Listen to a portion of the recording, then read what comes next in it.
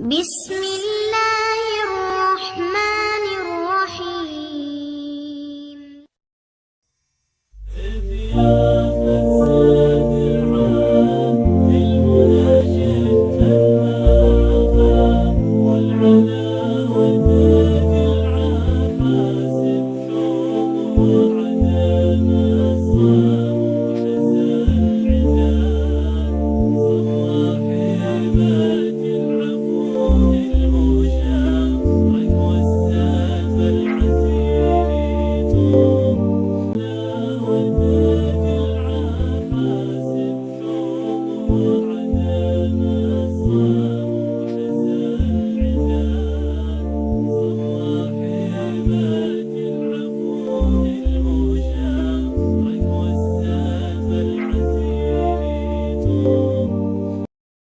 عليكم ورحمة الله وبركاته.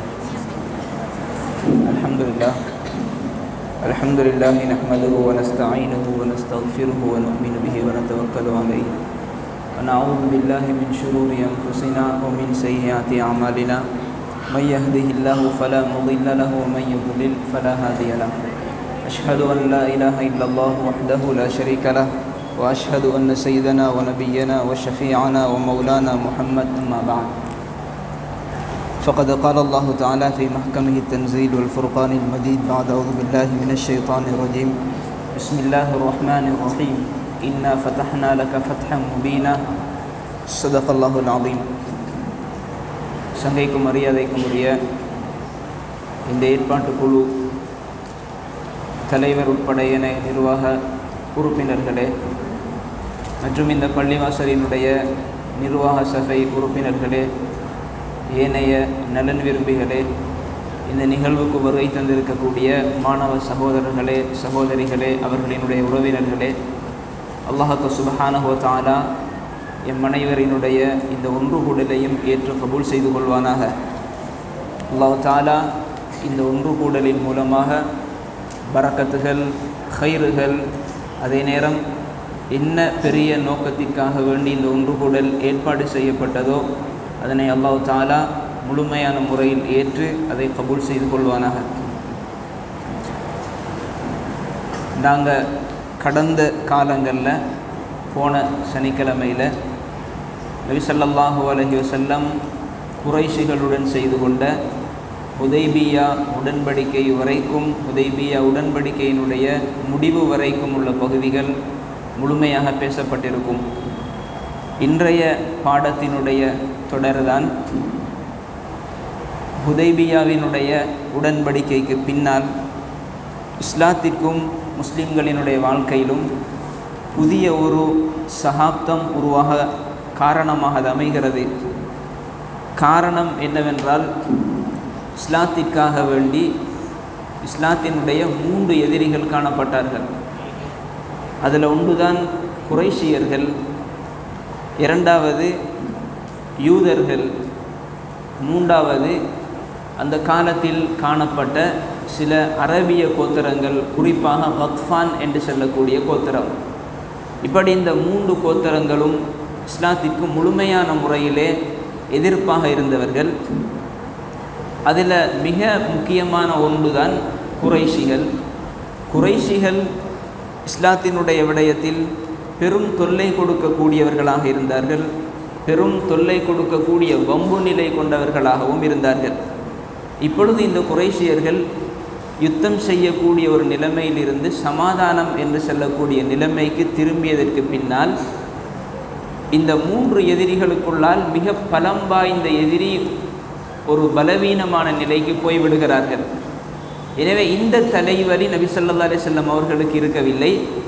ஆனால் ஏனைய 2 கூட்டமும் இருந்தார்கள். அதில் ஒன்றுதான் கத்ஃபான் கோத்திரத்தினர். கத்ஃபான் கோத்திரத்தினர் இவர்கள் அரபிய கூட்டங்களில் ஒன்றாக இருந்தாலும் நேரடியாக நபி ஸல்லல்லாஹு அலைஹி வஸல்லம் அவர்களோடு எதிர்க்கக்கூடிய ஒரு நிலைமை இருக்கல்ல. ஆனால் யூதர்களின் மூலமாக தூண்டப்பட்டு எதிர்க்கக்கூடிய ஒரு நிலைமை காணப்பட்டிருந்தது. அந்த அடிப்படையில் இந்த கத்ஃபான் கோத்திரத்தினர்கள் இஸ்லாத்திற்கு எதிர்ப்பு காட்டி கொண்டு தான் இருந்தார்கள். அதே நேரம் யூதர்களை பொறுத்தளவில் நபி ஸல்லல்லாஹு அலைஹி வஸல்லம் மதீனாவிலிருந்து யூதர்களை வெளியாக்கின சமயத்தில் ஹைபர் என்று சொல்லக்கூடிய இடத்தை தான் இஸ்லாத்துக்கு எதிராக சதித்திட்டங்கள் தீட்டுவதற்குரிய ஒரு கேந்திர ஸ்தலமாக அவர்கள் பாவித்து கொண்டிருந்தார்கள். அப்போ இப்படிப்பட்ட பல நிலைமைகள் இருக்கிற நேரத்தில் தான் நபி ஸல்லல்லாஹு அலைஹி வஸல்லம் இந்த நிலைமைகளுக்குள்ளால் 2 மிக முக்கியமான விடயத்தை கவனத்திற்கொண்டு செயற்பட தொடங்குகிறார்கள். ஒன்று, இந்த ஹுதைபியாவினுடைய காலகட்டத்திற்குள்ளால் இஸ்லாத்தினுடைய தாவத் மேலோங்க வேண்டும் என்பதற்காக வேண்டி நபி ஸல்லல்லாஹு அலைஹி வஸல்லம் அவர்களினுடைய முயற்சி காணப்பட்டு கொண்டிருந்தது. இரண்டாவது, போர் நடவடிக்கைகளை செய்து இந்த யூத கோத்திரம், அதே நேரம் இஸ்லாத்துக்கு எதிராக காணப்பட்ட அடுத்த கோத்திரம் கத்ஃபான் கோத்திரத்தினர்கள், இவர்களினுடைய கெடுபிடிகளையும் அடக்க வேண்டும் என்பது நபி ஸல்லல்லாஹு அலைஹி வஸல்லம் அவர்களினுடைய இன்னொரு நோக்கம். ஆனால் இந்த நோக்கங்களுக்குள்ளால் மிக பிரதானமான ஒரு நோக்கம்தான் இஸ்லாத்தினுடைய அழைப்பு பணி என்பது. பொதுவாக ஒரு விடயத்தை விளங்கிக் கொள்ளணும். இஸ்லாம் என்பது அது ஒரு போரினுடைய நிலைமையிலாக இருந்தாலும் சரி, அல்லது சஹாபாக்கள் சிரமத்தை எத்தக்கூடிய ஒரு நிலைமையாக இருந்தாலும் சரி, எவ்வளவு மிக முக்கியமான சகிப்புத்தன்மை கொண்ட ஒரு நிலையாக இருந்தாலும் சரி, எல்லா நிலைமைகளுக்குள்ளாலும் சஹாபாக்களினுடைய உள்ளத்திற்குள்ளால் இருந்தது நபி ஸல்லல்லாஹு அலைஹி வஸல்லம் அவர்களினுடைய மிக பிரதானமான எண்ணக்கருவாக இருந்தது இஸ்லாத்தினுடைய அழைப்பு பணிதான். இதனால் நபி ஸல்லல்லாஹு அலைஹி வஸல்லம் ஹிஜ்ரி 6வது வருடத்தினுடைய கடைசி பகுதியிலே ஹுதைபியாவிலிருந்து திரும்பியதற்கு பின்னர் பல அரசர்களுக்கு கடிதம் எழுதணும் என்பதை விரும்பினார்கள். இஸ்லாத்தின்பால் அழைத்து கடிதம் எழுதுவதற்கு விரும்புகிறார்கள். நபி ஸல்லல்லாஹு அலைஹி வஸல்லம் இப்படி கடிதம் எழுதுவதற்காக நாடக்கூடிய நேரத்திலே ஒரு கருத்து சொல்லப்படுகிறது. உங்களினுடைய கடிதம் அந்த அரசர்களிடத்தில் ஏற்றுக்கொள்ளப்படணும் என்றால் நீங்கள் அதாவது அந்த முத்திரை எடுத்துக்கொள்ளணும் என்பதாக சொல்கிறாங்க. பொதுவாக ஒரு கடிதம் அனுப்பக்கூடிய நேரத்தில் அதற்கு ஒரு முறை இருக்குது. யார் இந்த கடிதத்திற்கு ஒப்பமிடுறது என்பது மிக பிரதானமான விடயம். எனவே சொன்னார்கள், நீங்கள் ஒரு முத்திரை எடுத்துக்கொள்ளணும் என்பதாக சொன்ன நேரம் நபி ஸல்லல்லாஹு அலைஹி வஸல்லம் வெள்ளியாலான ஒரு மோதிரத்தை எடுக்கிறார்கள். இந்த மோதிரத்தில் 3 வார்த்தைகளை உள்ளடக்கி ஸல்லல்லாஹு அலைஹி வஸல்லம் பதித்தெடுக்கிறார்கள். முஹம்மதுர் ரசூலுல்லாஹ் என்கிற வார்த்தையை பதித்தெடுக்கிறார்கள். அதிலே முதலாவது வரியிலே அல்லாஹ் என்று சொல்லக்கூடிய வார்த்தை இருக்கிறது, இரண்டாவதிலே ரசூல் என்பது இருக்கிறது, மூன்றாவதிலே முஹம்மது என்று இருக்குது. 3ஐயும் சேர்த்து முஹம்மது ரசூலுல்லாஹ் இப்படி ஸல்லல்லாஹு அலைஹி வஸல்லம் ஒரு முத்திரையை தனக்கு என்று எடுத்துக்கொள்கிறார்கள். அதே நேரம் இப்படி கடிதங்கள் எழுதப்பட்டு அனுபவம் உள்ள சில சஹாபாக்களிடத்தில் கொடுத்து பல ஆட்சியாளர்களிடத்தில் நபி ஸல்லல்லாஹு அலைஹி வஸல்லம் அனுப்பி வைத்தார்கள். இந்த கடிதங்கள் முஹர்ரம் மாதத்தினுடைய தொடக்கத்தில், அதாவது ஹிஜ்ரி 7வது வருடம் முஹர்ரம் மாதத்தினுடைய தொடக்கத்தில் இருந்து ஹைபரினுடைய யுத்தம் ஹிஜ்ரி 7ல் நடைபெறுகிறது. அந்த நாட்கள் வரைக்கும் நபி ஸல்லல்லாஹு அலைஹி வஸல்லம் பல அரசர்களுக்கு கடிதம் அனுப்பி கொண்டு தான் இருந்தார்கள். அதில் மிக முக்கியமான ஒருவர் தான் ஹபஷாவினுடைய மன்னர்.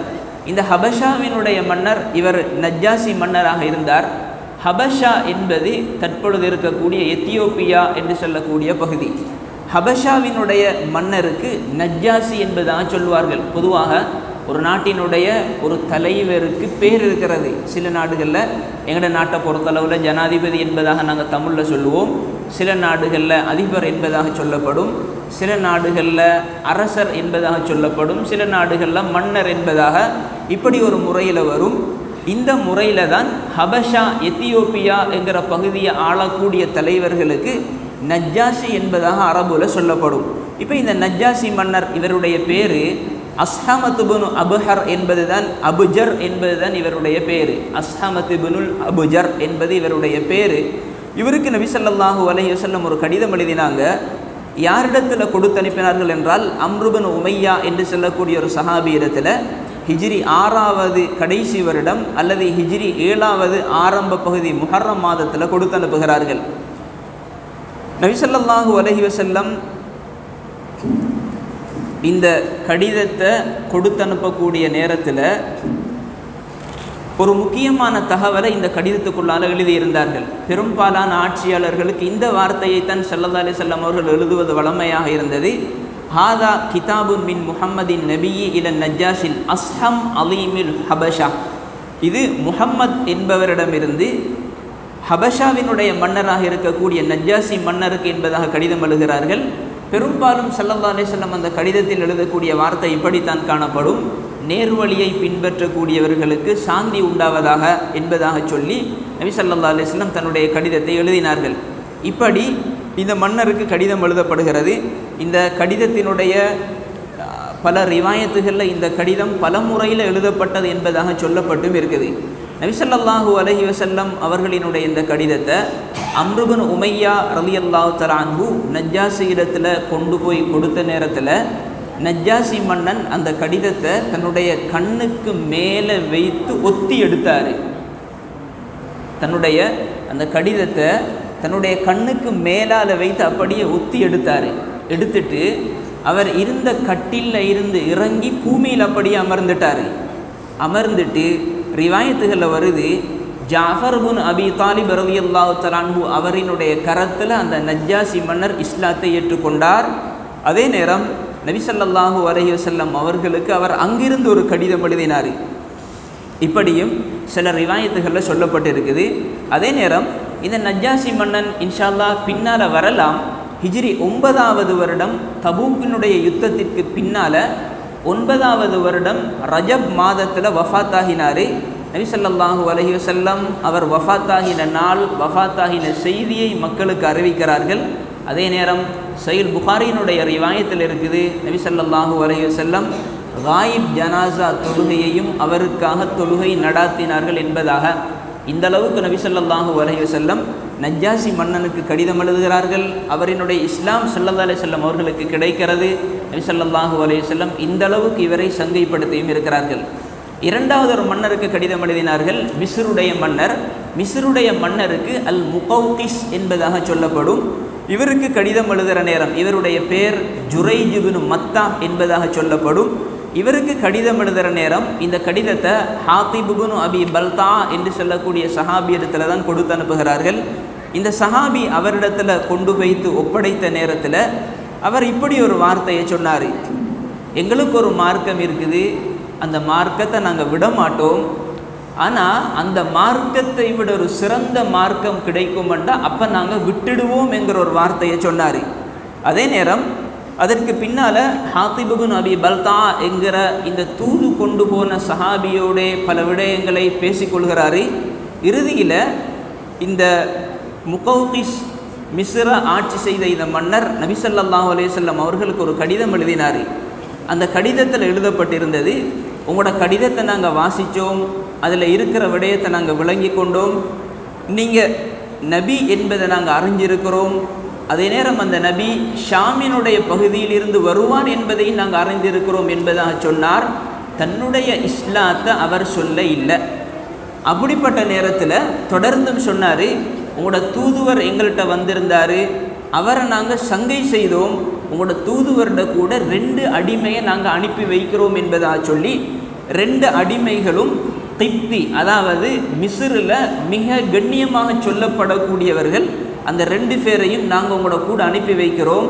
அதே நேரம் சில ஆடைகளையும் உங்களுக்கு நாங்கள் கொடுக்குறோம்.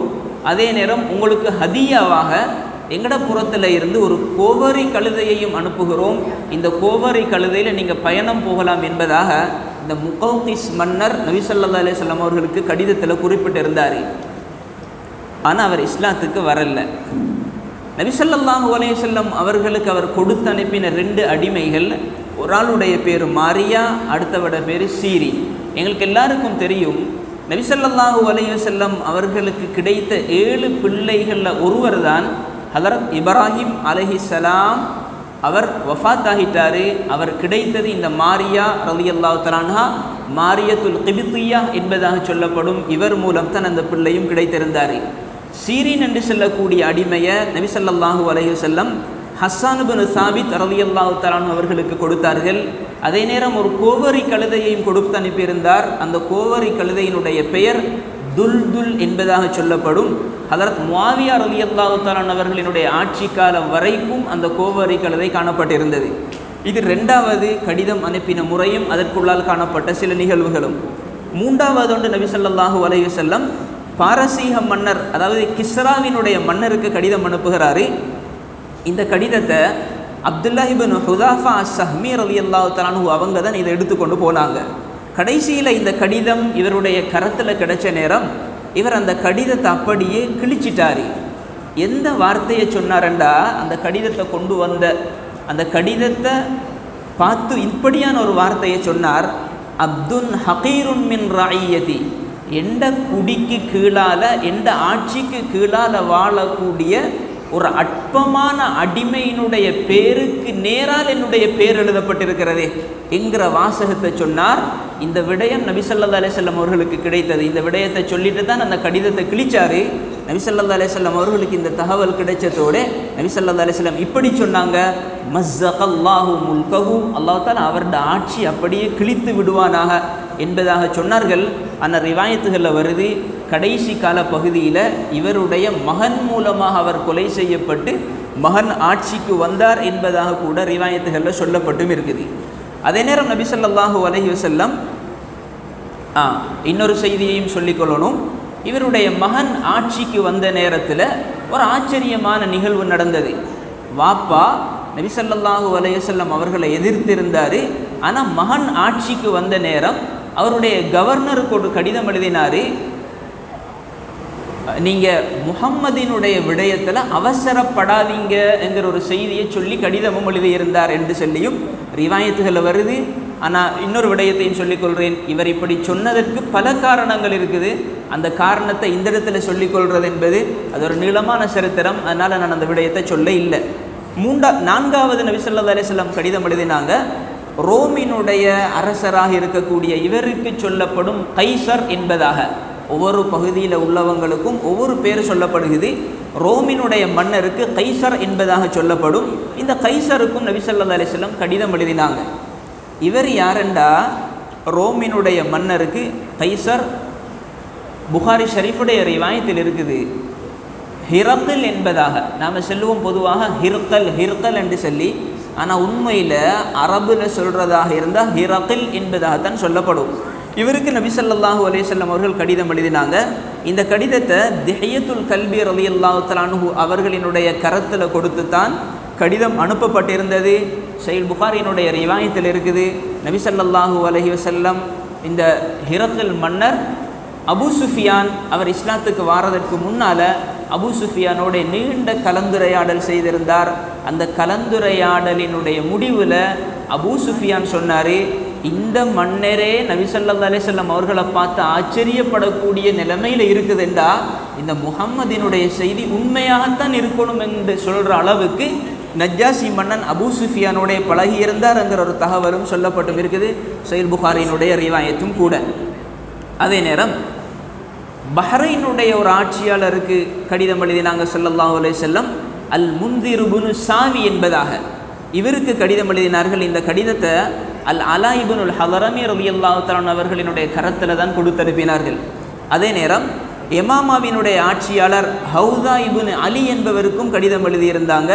இந்த கடிதத்தை சலீத் இப்னு அம்ர் அல் ஆமிரி ரலியல்லாஹு தஆலா இவர்களினுடைய கரத்தில் கொடுத்து அனுப்பியிருந்தார்கள்.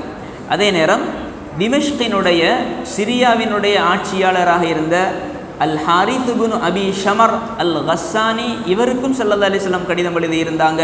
இவருடைய கடிதத்தை ஷுஜா இப்னு வஹப் ரலியல்லாஹு தஆலா அன்ஹு இவர்களினுடைய கரத்தில் கொடுத்து ஸல்லல்லாஹு அலைஹி வஸல்லம் அனுப்பி வச்சிருந்தாங்க. அதே நேரம் உம்மானினுடைய ஆட்சியாளர் இவருக்கும் ஸல்லல்லாஹு அலைஹி வஸல்லம் அவர்கள் கடிதம் எழுதியிருந்தாங்க. இப்படி பார்க்குற நேரம் நபி ஸல்லல்லாஹு அலைஹி வஸல்லம் அவர்களினுடைய ஆட்சி காலத்தில் பெரும்பாலான பகுதிகளில் இஸ்லாம் போய் சேரணும் என்கிற எண்ணத்தில் பல பகுதிகளில் கடிதம் எழுதக்கூடிய முறை நபி ஸல்லல்லாஹு அலைஹி வஸல்லம் அவர்கள்ட்ட காணப்பட்டிருந்தது.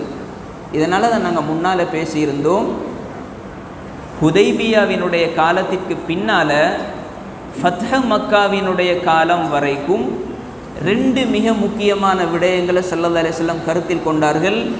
அதில் ஒரு விடயம் எந்த காலத்திலும் நபி ஸல்லல்லாஹு அலைஹி வஸல்லம் அவர்களினுடைய நோக்கமாக இருந்தது.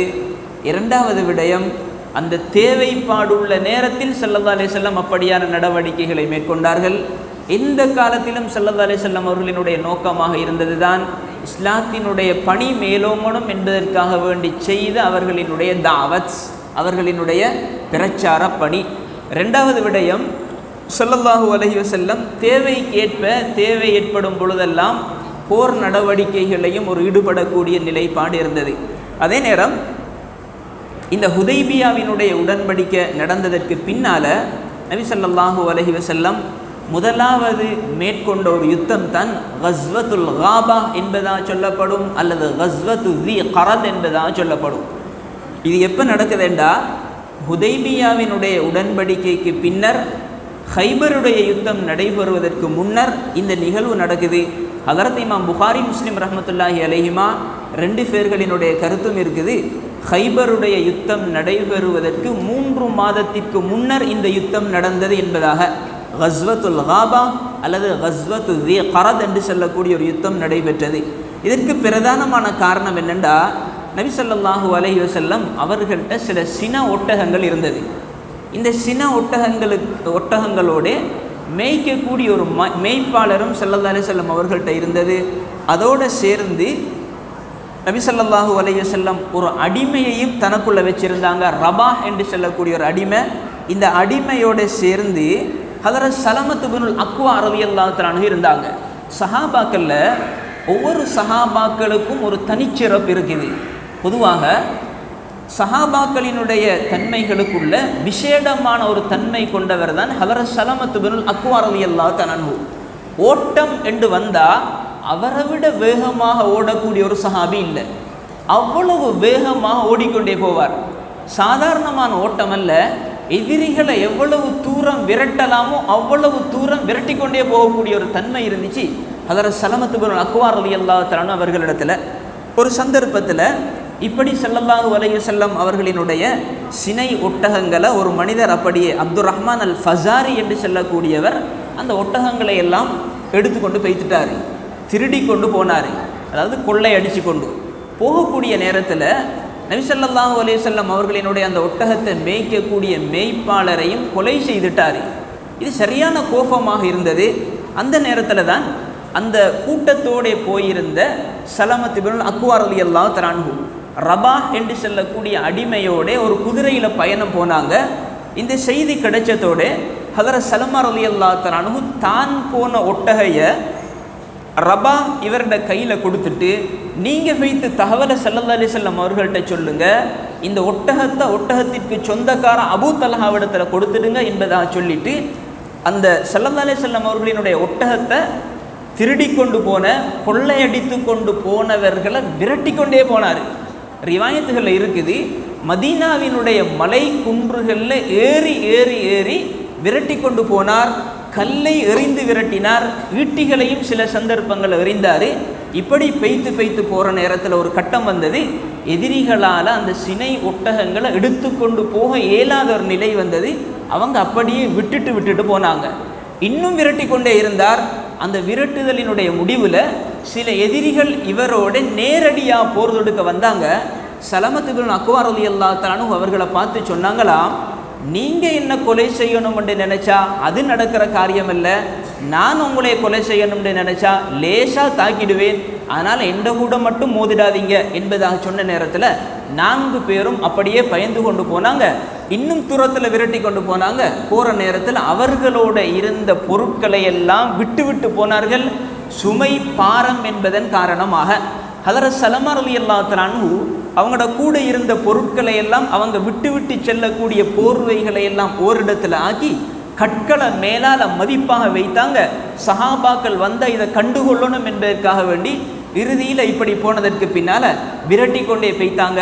ஸல்லல்லாஹு அலைஹி வஸல்லம் அவர்களினுடைய படம் வருது.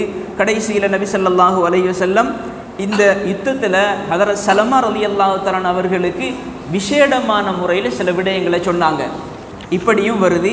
இந்த யுத்தத்திற்கு தான் பேர் சொல்லப்படும் கஸ்வத்துல் காபா என்பதாக. இது ஹைபருக்கு அதாவது ஹுதைபியாவினுடைய உடன்படிக்கைக்கு பின்னால் ஹுதைபியாவினுடைய உடன்படிக்கைக்கு பின்னால் ஹைபருக்கு முன்னால் 3 மாதங்களுக்கு முன்னால் நடைபெற்ற முதலாவது யுத்தம். அதற்கு பின்னால் ஹைபருடைய யுத்தம் நடைபெறுகிறது. இது முஹர்ரம் மாதம் 7வது வருடத்தில். ஹைபர் என்பது ஆரம்ப காலங்களில் உள்ள நிலை வேற, தற்பொழுது இருக்கக்கூடிய நிலை வேற.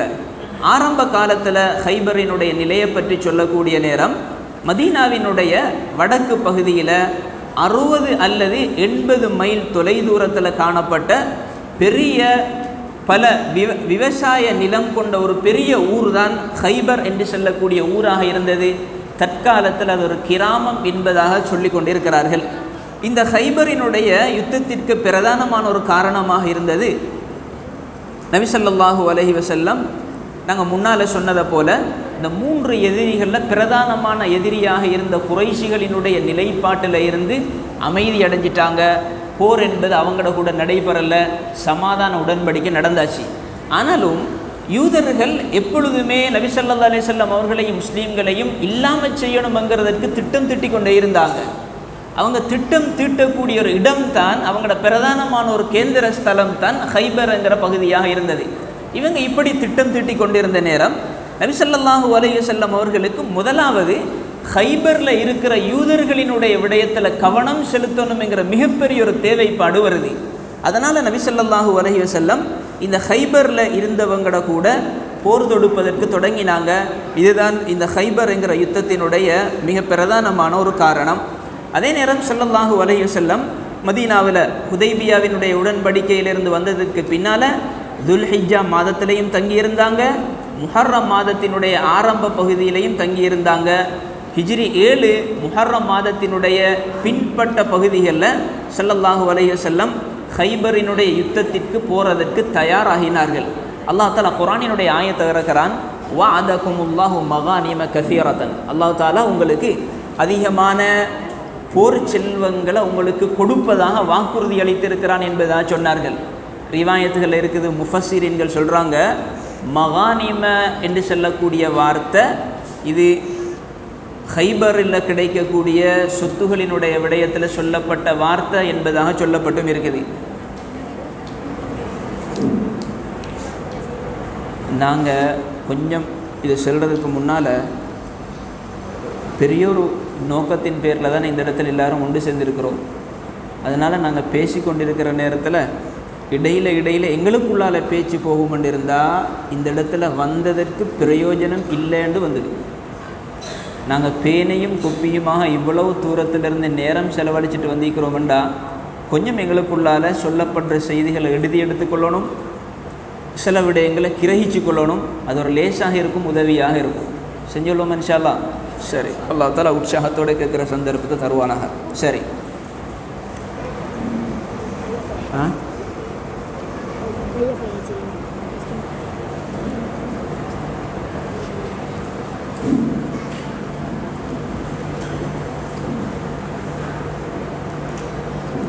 சரி. இப்போ ஹைபரினுடைய யுத்தத்தை பற்றி பேசிக்கொண்டு வரோம். ஹைபரினுடைய யுத்தத்தில் முஸ்லீம்களினுடைய படை நபி ஸல்லல்லாஹு அலைஹி வஸல்லம் இந்த முனாஃபிகீன்களோட ஹுதைபியாவில் யுத்தம் செய்து முடிந்ததற்கு பின்னால், ஹுதைபியாவில் உடன்படிக்கை நடந்ததற்கு பின்னால் ஹைபருக்கு போகிறதுக்கு வெளியாகின நேரத்தில் ஒரு பகிரங்கமான அழைப்பு விடுத்தாங்க. யாரெல்லாம் போருக்கு போகிறதற்கு விருப்பமோ அவங்க சேர்ந்து கொள்ளுங்க. ஏன் இப்படி விடுத்தேன்டா, ஹுதைபியாவினுடைய உடன்படிக்கைக்கு போகிற சமயத்தில் சில முனாஃபிகீன்களும் சேர்ந்து கொண்டார்கள். இவங்க எப்பொழுதுமே இவர்களுக்கு ஒரு எண்ணம், இஸ்லாத்தை வெளிப்படுத்துவாங்க, இஸ்லாத்துக்கு எதிரான பல சுமைகளை பல சிரமங்களை உட்பகுதிகளால், அதாவது இஸ்லாத்துக்கு எதிரான விடயங்களை தான் அவங்களோட உள்ளங்களை புதைத்து வைத்து கொண்டிருப்பார்கள். இப்படிப்பட்ட ஒரு நிலை நடந்ததுனால தான் ஹுதைபியாவிலையும் நபி ஸல்லல்லாஹு அலைஹி வஸல்லம் இவர்கள் மூலமாக சில சிரமத்தை முகம் கொடுத்தாங்க. அந்த நேரத்தில் இப்படியான ஒரு காரணத்துக்காக வேண்டித்தான் சொன்னாங்க, யாரெல்லாம் யுத்தம் செய்கிறதற்கு விருப்பமாக இருக்குதோ அவங்க மாத்திரம் இந்த யுத்தத்தில் கலந்து கொள்ளலாம் என்பதாக. இப்படி பார்க்குற நேரத்தில் நபி ஸல்லல்லாஹு அலைஹி வஸல்லம் அவங்களோட கூட கிட்டத்தட்ட 1400 சஹாபாக்கள் ஹைபருடைய யுத்தத்தில் கலந்து கொண்டார்கள். அந்த நேரத்தில் தான் ஹிஜ்ரி 7 என்கிற பகுதியில் தான் ஹதரத் அபூ ஹுரைரா ரலியல்லாஹு தஆலா அன்ஹு அவர்களும் இஸ்லாத்தை ஏற்றுக்கொண்டார்கள்.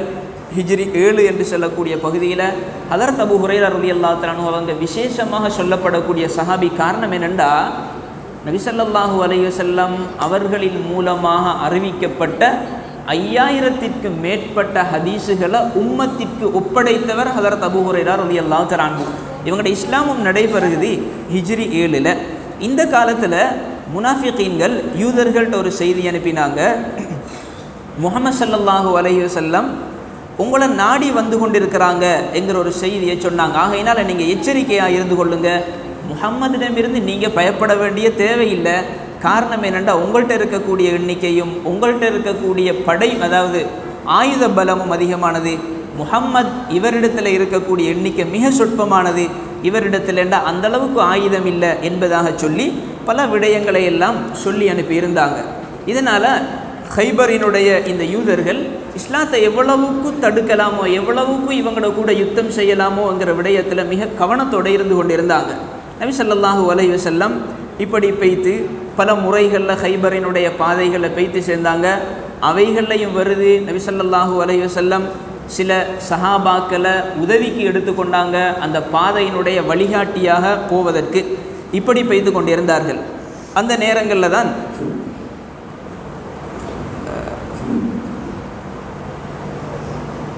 ஹைபரினுடைய மைதானம், அதாவது ஹைபர் என்று சொல்லக்கூடிய இடம் வந்த நேரத்தில் நபி ஸல்லல்லாஹு அலைஹி வஸல்லம் ஓரிடத்தை தெரிவு செஞ்சாங்க. இந்த இடத்துல முஸ்லீம்களினுடைய படையை தங்க வைக்கிறதற்காக. ஆனால் ஹுபாப் இப்னுல் முன்திர் ரலியல்லாஹு தஆலா அன்ஹு சொன்னார், யார சொல்லலாம், இது அல்லாஹ் தஆலா உங்களுக்கு சொல்லியிருக்கிறானா இந்த இடத்துல தங்கணும் என்று, அல்லது இது உங்களுடைய அபிப்பிராயமா என்பதாக கேட்ட நேரத்தில் நபி ஸல்லல்லாஹு அலைஹி வஸல்லம் சொன்னாங்க, இது என்னுடைய அபிப்பிராயம் என்பதாக. அப்போ தான் சொன்னாங்க ஹதரத் முன்திர் ரலியல்லாஹு தஆலா அன்ஹு, ஹுபாப் இப்னுல் முன்திர் ரலியல்லாஹு தஆலா அன்ஹு சொன்னாங்க, இந்த இடத்துல தங்காமல் நம்ம இந்த இடத்துல தங்கிக் கொள்வோம். இந்த இடத்துல தங்குறதுனால, அதாவது ஹைபருக்கு பக்கத்தில் இருக்கிற இடத்துல தங்கிக் கொள்வோம். இந்த இடத்துல தங்குறதுனால தான் எதிரிகளினுடைய தாக்குதல் எங்கள்கிட்ட வராமல் பாதுகாத்து கொள்ளலாம். நீங்கள் தேர்ந்தெடுத்த இடத்துல நாங்கள் தங்கினோம் என்றிருந்தால் அவர்கள் அம்பறிந்தால் அவைகள் எங்களிடத்தில் வந்து சேரும், நாங்கள் எறியக்கூடிய அம்பு அவர்களிடத்தில் போய் சேராது என்பதாக சொல்லி பல விடயங்களையும் சொன்னாங்க. பொதுவாக நபி ஸல்லல்லாஹு அலைஹி வஸல்லம் அவர்கள் சில சமயங்களில் அவர்களினுடைய அபிப்பிராயத்தை சொல்வது என்பது ஒரு வழக்கமாக இருந்திருக்குது. ஆனால் அப்படிப்பட்ட சந்தர்ப்பங்களில் சில சஹாபாக்கள் போரினுடைய தந்திரத்தை விளங்கின சில அனுபவசாலிகளாக இருந்தவர்கள், அவர்கள் சில கருத்துக்களை சொல்லுவாங்க. நபி ஸல்லல்லாஹு அலைஹி வஸல்லம் அவர்கள் அப்படிப்பட்ட கருத்துக்களையும் மதித்திருக்கிறார்கள். பொதுவாக ஒரு விடயத்தை விளங்கி கொள்ளணும், எந்த சந்தர்ப்பமாக இருந்தாலும் என்னுடைய கருத்து மேலோங்கணும் என்பதாக ஒரு சமூகத்தினுடைய மேல் இடத்தில் இருக்கக்கூடியவர்கள் நினைத்து ஏனையவர்களினுடைய கருத்தை தட்டி விடுவார்கள் என்றால் சில சமயங்களில் அந்த சமூகம் பல நிர்பந்த நிலைமைகளுக்கு உள்ளாகிற விடயங்களும் ஏற்படலாம். அதனால் கீழுள்ள ஒருவரிடத்தில் சிறந்த அபிப்பிராயம் இருக்கும் பட்சத்தில், அதில் எந்த விதமான மார்க்கத்தினுடைய முரண்பாடுகளும் இல்லாத பட்சத்தில் அந்த அபிப்பிராயத்தை முக்கியத்துவத்தோடு எடுத்துக்கொள்ளணும் என்பது நபி ஸல்லல்லாஹு அலைஹி வஸல்லம் அவர்கள் காட்டி கொடுத்த ஒரு விசேடமான வழிகாட்டலாக இருக்குது. அதற்கு பின்னால் நபி ஸல்லல்லாஹு அலைஹி வஸல்லம் ஹைபரினுடைய அந்த இடத்துல வச்சு எல்லா சஹாபாக்களும் இரவினுடைய நேரத்தை கழிக்கிற நேரம் ஒரு ஆச்சரியமான செய்தியை சொன்னாங்க. என்னண்டா சொன்னாங்க, லவ் உத்தியன்ன ராயத கதன், நாளைக்கு காலையில் நான் ஒரு ஆளுடைய கையில் ஹைபரினுடைய இந்த கொடியை கொடுப்பேன். அவர் எப்படியான மனிதன் என்றா, யுஹிப்புஹுல்லாஹு வரசூலுஹு வ யுஹிப்புஹுல்லாஹு வரசூலுஹு, இவர் அல்லாஹ் ரசூலை விரும்புவார், அல்லாஹ்வும் ரசூலும் இந்த மனிதனை விரும்புவார். அப்படிப்பட்ட ஒரு மனிதனுடைய கருத்தில் தான் நான் நாளை கொடியை கொடுப்பேன் என்பதான் சொன்னாங்க.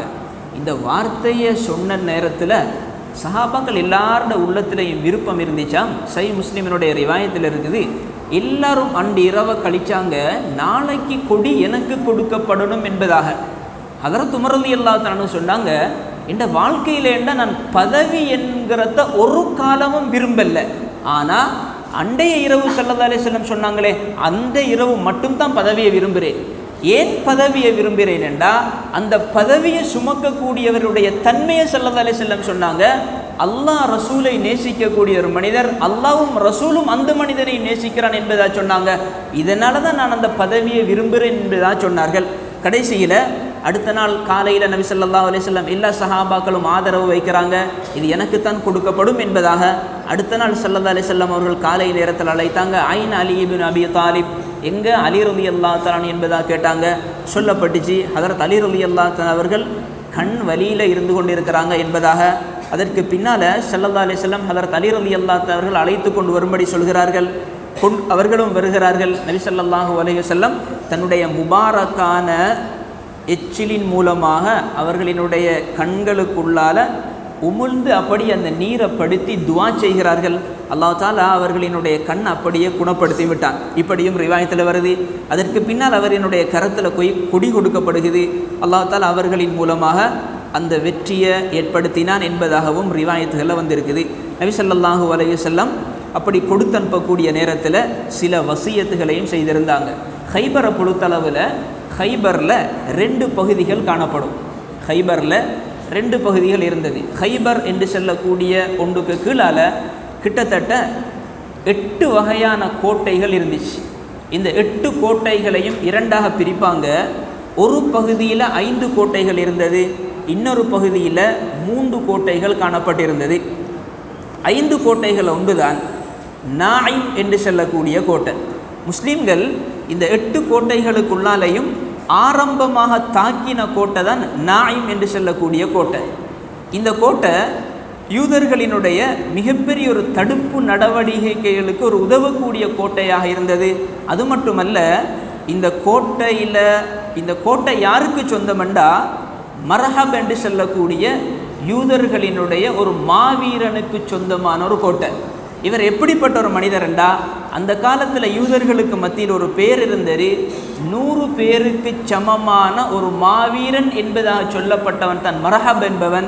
இவனுடைய கோட்டையாகத்தான் அது காணப்பட்டிருந்தது. நபி ஹதரத் அலி ரலியல்லாஹு தஆலா அன்ஹு முஸ்லீம்களை கூட்டிக் கொண்டு இந்த கோட்டைக்கு செல்கிறார்கள். கோட்டைக்கு சென்றதோடு முதலாவது போர் தொடுக்கிறது இல்லை. எந்த இடத்துலையும் முஸ்லீம்கள் ஏதாவது போருக்கு போவாங்கண்டா அந்த இடங்களில் எடுத்தத்தோடே போர் தொடுக்க மாட்டாங்க. முதலாவது செய்யக்கூடிய வேலை, அந்த இடத்துல இஸ்லாத்தின் பால் அழைப்பார்கள். அவங்க அழைப்பை ஏற்றுக்கொள்ளாத நேரத்தில் தான் ஸல்லல்லாஹு அலைஹி வஸல்லம் அவர்கள் போர் தொடுக்கும்படி ஏவினார்கள். அந்த அடிப்படையில் ஹதரத் அலி ரலியல்லாஹு தஆலா அன்ஹு அவங்களோட கூட போர் செய்திருக்கிறார்கள். போர் செய்ததற்கு பின்னால் அந்த கோட்டையையும் கைப்பற்றினார்கள் என்பதாக சொல்லப்பட்டும் இருக்குது. 2வது கோட்டை தான் ஸஅப் இப்னு முஆத் என்று சொல்லக்கூடிய கோட்டை. ஹிஸ்னு ஸஅப் என்பதாக சொல்லப்படும். இந்த கோட்டை நாயிம் என்கிற கோட்டைக்கு பின்னால் ஒரு வலிமையான கோட்டையாக இருந்தது. அதே நேரம் முஸ்லீம்களினுடைய நடவடிக்கைகளை தடுப்பதற்கு ஒரு வசதியான கோட்டையாகவும் இருந்தது. அங்கிருந்து தப்பிக்கொண்டு வந்தாங்க. ஸஅப் என்று சொல்லக்கூடிய கோட்டையில் இங்கே வந்து தான் தஞ்சம் புகுந்தார்கள். இந்த நேரத்தில் ஹதரத் ஹுபாப் பினுல் முன்திர் ரலியல்லாஹு தஆலா அன்ஹு அவர்களினுடைய தலைமைக்கு கீழால் தான் இந்த கோட்டையினுடைய விடயத்தில் சஹாபாக்கள் இந்த கோட்டையை வெற்றி கொள்ளணும் என்பதற்காக வேண்டி ஈடுபட்டார்கள். இந்த கோட்டையை சுற்றி 3 நாட்கள் சஹாபாக்கள் முற்றுகையிட்டார்கள். இறுதியில் இந்த கோட்டையும் முஸ்லீம்களினுடைய கரத்தில் கிடைக்குது. ஹைபரினுடைய கோட்டைகளில் அதிகமான உணவுகளும் அதிகமான செல்வங்களும் காணப்பட்ட கோட்டை இந்த ஸஅப் என்று சொல்லக்கூடிய ஒரு கோட்டையாக இருந்தது. அதே நேரம் 3வது ஒரு கோட்டை தான் ஜுபைர் என்று சொல்லக்கூடிய கோட்டை. இந்த கோட்டையும் மிக முக்கியமான ஒரு கோட்டை. இதிலையும் 2 கோட்டைகளிலிருந்து தோற்கப்பட்டதற்கு பின்னால் இந்த கோட்டைகளில் வந்து ஏறிக்கொண்டாங்க. இந்த கோட்டையில் முஸ்லீம்கள் தாக்குறது என்பது மிக சிரமமாக இருந்தது. காரணம் என்னென்னா, இந்த கோட்டை மலைக்கு மேலால் இருந்ததுனால தாக்குவது மிக சிரமமாக இருந்தது. 3 நாட்கள் முஸ்லீம்கள் அந்த கோட்டையையும் முற்றுகையிட்டு கொண்டிருந்தார்கள். இப்படியான ஒரு சமயத்தில் தான் யூதர்களிலிருந்து ஒரு மனிதன் வந்து நபி ஸல்லல்லாஹு அலைஹி வஸல்லம் அவர்கள்ட்ட சொல்லுகிறாரு, நீங்கள் இந்த கோட்டையை சுற்றி எவ்வளவு நாள் சுற்றி கொண்டிருந்தாலும் முற்றுகையிட்டாலும் வெற்றி கொள்ள முடியாது. அதற்கு ஒரே ஒரு வழி இருக்குது. இந்த இடத்திற்கு தண்ணீர் கிடைக்கிற இடம் கீழ்ப்பகுதியில் தான் இருக்குது. அதை நீங்கள் அடைச்சி கொள்வீங்க என்றிருந்தால் மேல் பகுதியில் இருக்கக்கூடிய யூதர்கள் எப்படியும் உங்களிடத்தில் வர வேண்டிய ஒரு நிலை ஏற்படும் என்பதாக சொல்கிறார்கள். இதை கேட்டு ஸல்லல்லாஹு அலைஹி வஸல்லம் அவர் சொன்ன பிரகாரம் செய்கிறார்கள். கடைசியில் யூதர்கள் எல்லாம் கீழிறங்குகிறார்கள். இப்படியே முஸ்லீம்கள் அவங்களோட கூடையும் யுத்தம் செய்து இதிலையும் வெற்றி கொள்ளப்படுகிறது. இந்த சந்தர்ப்பத்தில் யகூதிகளில் இருந்து சுமார் 10 லட்சம் பேர் கொலை செய்யப்படுகிறார்கள். நபி ஸல்லல்லாஹு அலைஹி வஸல்லம் அவர்கள் இந்த கோட்டையையும் வெற்றி கொண்டார்கள். அதற்கு பின்னால் உபை என்று சொல்லக்கூடிய கோட்டை, இதுவும் வெற்றி கொள்ளப்படுது. அதற்கு பின்னால் நசார் என்று சொல்லக்கூடிய கோட்டை. இப்படி 5 வகையான கோட்டைகள் ஹைபரினுடைய கோட்டைகளில் வெற்றி கொள்ளப்பட்டது. அதற்கு பின்னால் ஹைபரினுடைய 2வது பகுதியில் 3 கோட்டைகள் காணப்பட்டிருந்தது. இந்த 3 கோட்டைகளும் வெற்றி கொள்ளப்பட்டதற்கு பின்னால் இப்போ ஹைபரினுடைய யூதர்களுக்கு வேறு ஒரு வழி இல்லாமல் போய்த்துட்டு இவங்க யோசித்தாங்க, இப்படியே முஸ்லீம்கள் எங்களை தாக்கி கொண்டு போவாங்க, எங்களுக்கு வேறு ஒரு வழி கிடையாது. அதனால் ஒரே ஒரு வழி இருக்குது. நபி ஸல்லல்லாஹு அலைஹி வஸல்லம் அவங்களோட கூட போய்த்து ஒரு பேச்சுவார்த்தை செய்வோம். பேச்சுவார்த்தைக்கு வந்தாங்க. இந்த பேச்சுவார்த்தையை கொண்டு வந்தவர் யாருண்டா இப்னு அபி ஹுகைக் என்று சொல்லக்கூடியவர் தான் நபி ஸல்லல்லாஹு அலைஹி வஸல்லம் அவர்கள்ட்ட இந்த பேச்சுவார்த்தையை கொண்டு வந்து செய்கிறாரு. அப்படி செய்யக்கூடிய நேரத்தில் இறுதியாக சொன்னாங்க, ஹைபரினுடைய பூமி, இதனுடைய நிலம் எல்லாத்தையும் நீங்கள் வச்சுக்கொள்ளுங்க, ஆனால் எங்களை இந்த பகுதியில் இருந்து வெளியாக்கிடாதீங்க சொல்லிட்டு சொன்னாங்க. இந்த பகுதியை பற்றி அறிமுகம் எங்களுக்கு தான் இருக்குது, அதே நேரம் இந்த பகுதியில் இருக்கக்கூடிய விவசாயங்களை பற்றிய அறிவும் எங்கள்கிட்ட தான் இருக்குது. சஹாபாக்களுக்கு அப்படிப்பட்ட ஒரு அறிவு ஒன்று காணப்பட இல்லை. மதீனாவில் காணப்பட்டவர்களுக்கு அப்படியான ஒரு நிலைப்பாடு காணப்பட இல்லை. அதனால் சொன்னாங்க, இதை பற்றி இதில் எப்படி செய்து கொள்ளணுங்கிற முழுமையான அறிவு எங்களுக்கு இருக்குது, எங்களை எங்களோட ஊரை விட்டு வெளியாக்கிடாதீங்க, இந்த பகுதியில் வைங்க, நீங்கள் சொல்லக்கூடிய காலம் வரும் வரைக்கும் உங்களுக்கு நாங்கள் எங்களோட இந்த நிலங்களை எல்லாம் தந்துடுறோம், நீங்கள் இதை உங்களுக்கு சொந்தமானதாக வச்சுக்கொள்ளுங்க, ஆனால் இந்த நிலத்தில் நாங்கள் இருந்து வேலை செய்கிறோம், எங்களுக்கு இதிலிருந்து ஒரு பகுதியை தந்துடுங்க என்பதாக சொன்னாங்க. இதில் இருந்து தான் மார்க்கத்தில் மிக முக்கியமான ஒரு மஸ்அலா எடுக்கப்படுகிறது, முலாரபா. இது நாங்கள் தெரிஞ்சு கொள்ளணும். முலாரபா என்று சொல்லக்கூடிய மஸ்அலா இது ஒரு நீளமான தலைப்போடு சம்பந்தப்பட்டது.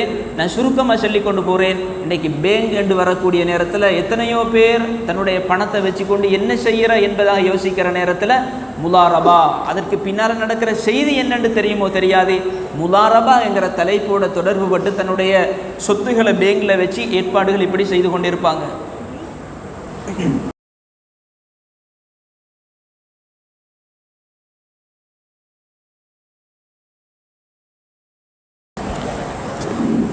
இப்படியான ஒரு உடன்படிக்கை நடக்குது. இந்த உடன்படிக்கைக்கு பின்னால் நபி ஸல்லல்லாஹு அலைஹி வஸல்லம் அவர்களினுடைய உடன்படிக்கையை ஏற்றுக்கொள்கிறாங்க. அதே நேரம் இந்த ஹைபரினுடைய விளைச்சலினுடைய விடயத்தில் கணக்கெடுக்கிறதற்காக வேண்டி, அதை கவனிக்கிறதற்காக வேண்டி அப்துல்லா இப்னு ரவாஹா ரலியல்லாஹு தஆலா அவர்களை நியமிக்கிறார்கள். இப்படி இருக்கிற நேரத்தில் தான் ஹைபரினுடைய யுத்தம் நடைபெற்று ஒரு வெற்றி நிலைமை ஏற்பட்ட சந்தர்ப்பத்தில் அதற்கு பின்னால் ஹதரத் ஜாஃபர் ரலியல்லாஹு தஆலா அன்ஹு நபி ஸல்லல்லாஹு அலைஹி வஸல்லம் அவர்களை சந்திக்கிறதற்காக வேண்டி ஹபஷாவில் இருந்து வந்தார்.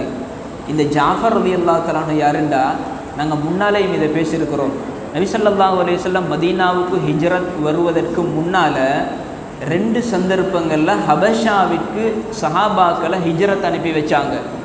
அதில் 2வது தடவை போன கூட்டத்தில் ஹதரத் ஜாஃபர் ரலியல்லாஹு தஆலா அவர்களும் இருந்தார்கள். முஸ்லீம்களினுடைய பேச்சாளராக போனவர். நீண்ட காலமாக அவர் மதீனாவுக்கு வர இல்லை. அந்த ஜாஃபர் ரலியல்லாஹு தஆலா அன்ஹு அவங்க ஹைபரினுடைய யுத்தம் நடைபெற்று முடிந்து வெற்றி கிடைத்ததற்கு பின்னால் ஹதரத் ஸல்லல்லாஹு அலைஹி வஸல்லம் அவர்களை சந்திக்க வந்தாங்க. அவங்களோட கூட சேர்ந்து ஹதரத் அபூ மூஸல் அஷ்அரி ரலியல்லாஹு தஆலா அன்ஹு அவர்களும் அவரினுடைய தோழர்களும், ஜாஃபர் இப்னு அபி தாலிப் அவருடைய தோழர்களும் ரலியல்லாஹு அன்ஹும் ஸல்லல்லாஹு அலைஹி வஸல்லம் அவர்களை மதீனாவில் சந்திக்க வந்து, அதாவது ஹைபரினுடைய பகுதிக்கு வந்தாங்க சந்திப்பதற்காக. இந்த நேரத்தில் தான் ஸல்லல்லாஹு அலைஹி வஸல்லம் ஒரு வார்த்தை சொன்னாங்களாம், ஹைபரினுடைய வெற்றியை கொண்டு நான் சந்தோஷம் அடைகிறதா அல்லது ஜாஃபரினுடைய வருகையை வச்சு நான் சந்தோஷம் அடைகிறதா என்பதாக அவரினுடைய வருகையினுடைய விடயத்தில் சொல்லி கொண்டாங்க. ஹைபரினுடைய யுத்தத்திற்கு பின்னால் சில எதிரிகளினுடைய பொருட்கள் முஸ்லீம்களுக்கு கனிமத்தாக கிடைத்தது. அதில் மிக முக்கியமான ஒன்றுதான் ஹதரத் சஃபியா ரலியல்லாஹு தஆலா அன்ஹா. இவவும் அதாவது அந்த யுத்தத்தில் கனிமத்தினுடைய பொருளாக கிடைக்க பெற்றவர் சஃபியா ரலியல்லாஹு தஆலா அன்ஹா. இவ இஸ்லாத்தை ஏற்றுக்கொள்வதற்கு முன்னால் இவை யாருக்குரிய மனைவியாக இருந்தேன்டா, யூதர்களில் இப்னு அபி ஹுகைக் என்று சொல்லக்கூடியவரினுடைய ஒரு மனைவியாக இருந்தவர். இவர் தான் நபி ஸல்லல்லாஹு அலைஹி வஸல்லம் அவர்கள்ட்ட ஹைபரினுடைய யுத்தத்திற்கு பின்னால் ஒரு சமாதான உடன்படிக்கை மேற்கொண்டவர். ஆனால் அவர் அதில் மோசடி செய்ததுனால நபி ஸல்லல்லாஹு அலைஹி வஸல்லம் அவர்கள் இவரை கொலை செய்யுமாறு ஏவுகிறார்கள். அதற்கு பின்னால் இவரினுடைய பொருளும் கனிமத்தினுடைய பொருளாக வந்து சேருது, குறிப்பாக இவரினுடைய மனைவி. இந்த சந்தர்ப்பத்தில் திஹியத்துல் கல்பி ரலியல்லாஹு தஆலா அன்ஹு வந்து ஸல்லல்லாஹு அலைஹி வஸல்லம் அவர்கள்ட்ட கேட்டாங்க, யா ரசூலல்லாஹ், இந்த பெண்ணை நான் எடுத்துக்கொள்ளவா என்பதாக கேட்குறாங்க. அனுமதி கொடுக்கிறார்கள். அதற்கு பின்னால் இன்னொரு சஹாபி வந்து சொல்கிறாரு, யா ரசூலல்லாஹ், நீங்கள் இந்த சஃபியாவை திஹியத்துல் கல்பிக்கு கொடுத்துருக்கிறீங்க, ஆனால் இந்த சஃபியா யாருன்னு கேட்டால் பனு குரைலா பனு நலீரினுடைய தலைவருடைய மகளாக இருக்கிறா. ஆகையினால அவருக்கு அந்த பெண் பொருத்தமல்ல, அவருக்கு நீங்கள் தான் பொருத்தம் யார சொல்லலாம் என்பதாக சொன்ன நேரத்தில் நபி ஸல்லல்லாஹு அலைஹி வஸல்லம் அழைக்கிறார்கள். ஹதரத் திஹியத்துல் கல்பி ரலியல்லாஹு தஆலா அவர்களையும் அழைக்கிறார்கள். வேறு ஒருவரை தேர்ந்தெடுக்குமாறு சொல்கிறார்கள். வேறொருவர் தேர்ந்தெடுக்கப்படுகிறார். அதற்கு பின்னால் ஸல்லல்லாஹு அலைஹி வஸல்லம் ஹதரத் சஃபியா ரலியல்லாஹு தஆலா அன்ஹா அவர்களை இஸ்லாத்தின்பால் அழைக்கிறார்கள். அவன் இஸ்லாத்துக்குள்ள வருகிறா. வந்ததற்கு பின்னர் அவவை உரிமை விட்டார்கள். உரிமை விட்டதைத்தான் அவவுடைய சதா மகராக ஸல்லல்லாஹு அலைஹி வஸல்லம் ஆக்கினார்கள், ஹதரத் சஃபியா ரலியல்லாஹு தஆலா அன்ஹா அவர்களை. அதற்கு பின்னால் நபி ஸல்லல்லாஹு அலைஹி வஸல்லம் ஹைபரினுடைய இந்த யுத்தத்திற்கு பின்னால் ஒரு சந்தர்ப்பத்தில் ஜைனப் பின்துல் ஹாரித் என்று சொல்லக்கூடிய ஒரு பெண், இவர் யார் என்று கேட்டால் சல்லாம், அதாவது சலாம் இப்னு மிஷ்கம் என்று சொல்லக்கூடியவரினுடைய மனைவியாக இருந்தவர். இவர் ஒரு சந்தர்ப்பத்தில் நபி ஸல்லல்லாஹு அலைஹி வஸல்லம் அவர்களுக்கு ஒரு சாப்பாடு சமைச்சு கொடுக்கணும் என்பதாக விரும்பினார். உண்மையில் இவட நோக்கம் சாப்பாடு சமைச்சு கொடுக்கணும் என்பது அல்ல. இவட உண்மையான நோக்கம் நபி ஸல்லல்லாஹு அலைஹி வஸல்லம் அவர்களை கொலை செய்யணும். ஸல்லல்லாஹு அலைஹி வஸல்லம் அவர்களுக்கு அவங்க ஆட்டினுடைய இறைச்சியில் மிக விருப்பமான பகுதி முன்னங்கால், இதனுடைய அந்த சப்பை பகுதி, இறைச்சி பகுதி. இவ முழு ஆட்டையும் நஞ்சை மூலமாக நஞ்சை வச்சு முழு ஆட்டையும் சமைச்சதற்கு பின்னால் நபி ஸல்லல்லாஹு அலைஹி வஸல்லம் அவர்களை சாப்பாட்டிற்கு அழைத்த நேரத்தில் ஸல்லல்லாஹு அலைஹி வஸல்லம் அவங்களோட கூட இன்னொரு சஹாபியும் கலந்து கொண்டார். நபி ஸல்லல்லாஹு அலைஹி வஸல்லம் அந்த இறைச்சியில் முன்னம் சப்பையை எடுத்து வாயில் வச்சு சாப்பிட ஆரம்பிக்கிற நேரத்தில் இறைச்சி பேசியது நான் நஞ்சூட்டப்பட்ட இறைச்சி என்பதாக. நபி ஸல்லல்லாஹு அலைஹி வஸல்லம் அதோட சாப்பிட இல்லை, வச்சுட்டு அந்த பெண்ணை பார்த்து கேட்டாங்க, ஏன் நீங்கள் இப்படி செய்து கொண்டீங்க? அப்போ தான் அந்த பெண் சொன்னால், உங்கள்கிட்ட இருந்து நாங்கள் ராகத்தை அடைஞ்சு கொள்ளணும், அதற்காக வேண்டி தான் நான் அப்படி செஞ்சேன். நீங்கள் உண்மையான ஒருவராக இருந்தால் இதை கண்டுகொள்வீங்க, அதனால் நான் இதை அடையாளப்படுத்தணும் என்பதற்கு இப்படி ஒரு வேலையை செய்தேன் என்பதாக சொன்னால், நபி ஸல்லல்லாஹு அலைஹி வஸல்லம் அவங்களோட கூட வைத்து சாப்பிட்ட அடுத்த சஹாபி பிஷ்ர் இப்னுல் பரா ரலியல்லாஹு தஆலா அன்ஹு, இவர் அந்த இறைச்சியை சாப்பிட்டு விழுங்கிட்டாரு. அவர் அதன் காரணமாக வஃபாத்தானார் என்பதாகவும் சொல்லப்பட்டும் இருக்குது. கடைசியில் இந்த ஹைபர் யுத்தத்தில் 2 கூட்டங்களையும் பலர்கள் கொலை செய்யப்பட்டார்கள். சஹாபாக்களினுடைய எண்ணிக்கையை பார்த்தா 19 சஹாபாக்கள், யூதர்களினுடைய எண்ணிக்கையை பார்த்தா 93 பேர் கொலை செய்யப்பட்டிருந்தார்கள். அதற்கு பின்னால் சின்ன சில யுத்தங்கள் நடைபெற்றிருந்தது. இதிலையும் முஸ்லீம்கள் வெற்றி பெற்றார்கள். ஹைபரினுடைய, அதாவது ஹிஜ்ரி 7வது வருடத்தினுடைய பின்பகுதிகளில் நடந்த ஒரு யுத்தம் தான் கஸ்வத்து தாத்துர் ரிகா என்று சொல்லக்கூடிய ஒரு யுத்தம். தாத்துர் ரிகா என்று சொல்லக்கூடிய ஒரு யுத்தம். இதற்கு காரணம் என்னென்னா, 2 எதிரிகள், இஸ்லாத்தினுடைய 2 எதிரிகள் முஸ்லீம்களுடைய கட்டுப்பாட்டுக்கு கீழே வந்துட்டாங்க. 3வது ஒரு எதிரிகள் தான் கிராமப்புறவாசிகள். நாங்கள் முன்னாலேயும் பேசியிருந்தோம் கத்ஃபான் கோத்திரத்தினர்கள் என்று. இவங்க வெறும் கத்ஃபான் கோத்திரம் மட்டுமல்ல, சில சின்ன அதாவது கிராமப்புறவாசிகள், இவர்கள் இருக்கிறதற்கு தனியான ஒரு இடம் அல்ல, நாடோடிகளாக இருந்தாங்க. ஒவ்வொரு காலத்திலையும் நடமாடி கொண்டு இருப்பாங்க, ஒவ்வொரு இடத்திற்கும் போவாங்க. இவங்க தான் ஒவ்வொரு இடத்துல ஒரு குறிப்பிட்ட இடம் இல்லாமல் பல இடங்களில் இருந்து கொண்டு இஸ்லாத்துக்கு எதிராக சூழ்ச்சி செய்து கொண்டிருந்ததுனால முஸ்லீம்களால் இவங்களை ஒரே அடியாக தாக்குறது என்பது கஷ்டமாக இருந்தது. நபி ஸல்லல்லாஹு அலைஹி வஸல்லம் எச்சரிக்கைக்காக வேண்டி பல சஹாபாக்கள் அனுப்பி வச்சிருந்தாங்க.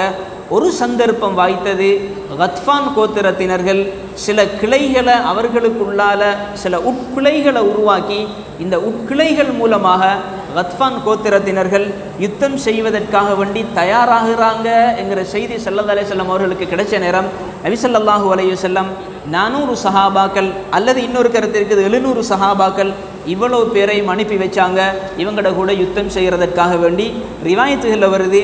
ஹதரத் அபூ முஸல் அஷ்அரி ரலியல்லாஹு தஆலா அன்ஹு சொல்லி காட்டினாங்க, நாங்கள் சொல்கிறாங்க, நாங்கள் இந்த யுத்தத்திற்கு போகக்கூடிய நேரம் அது நீண்ட ஒரு தொலை தூரம். ஆகையினால நாங்கள் யுத்தத்திற்கு போன முறை எப்படி என்றால், ஒரு ஒட்டகத்தில் 6 பேர் பயணமாகினோம்.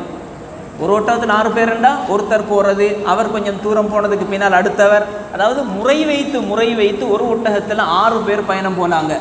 இப்படி போனதுனால, நீண்ட பயணம் போனதுனால கால்கள் அப்படியே வெடித்து கொள்ள ஆரம்பித்தது. வெடித்து கொண்டதுனால நகத்தினுடைய பகுதிகளும் அப்படியே கலண்டு போனது. இதனால் சஹாபாக்கள் இதை தாங்கி கொள்ள முடியாமல் கால்கள் அப்படியே சீலைகளால் சுற்றி கொண்டார்கள். அதனால தானாம் இந்த யுத்தத்திற்கு தாத்துர் ரிகா என்பது புடவைக்கு சொல்லப்படும். அரபியில் புடவையுடைய யுத்தம், அதாவது புடவையை தன்னுடைய கால்களால் சுற்றி கொண்டு நடைபெற்ற ஒரு யுத்தம் என்பதாக கூட சொல்லப்பட்டும் இருக்குது.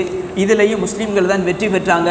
கடைசியில் நபி ஸல்லல்லாஹு அலைஹி வஸல்லம் இந்த சஹாபாக்களும் யுத்தம் செஞ்சதற்கு பின்னால் சாதாரணமான அரபிகளில் இந்த கிளை யுத்தத்திற்காக வேண்டி தயாராகின கிராமப்புற அரபிகள் எவ்வளவு தூரம் வந்துட்டாங்கண்டா அவங்களோட உள்ளத்தில் பெரிய ஒரு பயம் உண்டாகிட்டு, இதற்கு பின்னால் தலை உயர்த்த இயலாது என்கிற இடத்திற்கு முஸ்லீம்கள் அவர்களை கொண்டு வந்து வச்சுட்டாங்க. அதனால் இவர்களும் பிற்பட்ட காலங்களில், குறிப்பாக ஃபத்ஹ் மக்காவினுடைய காலத்தில் இவர்களும் இஸ்லாத்துக்குள்ளே வந்தாங்க. அதற்கு பின்னால் இஸ்லாத்திற்கு கட்டுப்பட்டு வாழக்கூடிய ஒரு நிலைமைக்கு வந்தார்கள். இந்த நிலைமைக்கு பின்னர் தான் இஸ்லாம் இன்னும் பல பகுதிகளில், அதாவது உள்நாட்டோடு தொடர்பு பட்ட பிரச்சனைகள் எதுவும் முஸ்லீம்களுக்கு இருக்க இல்லை.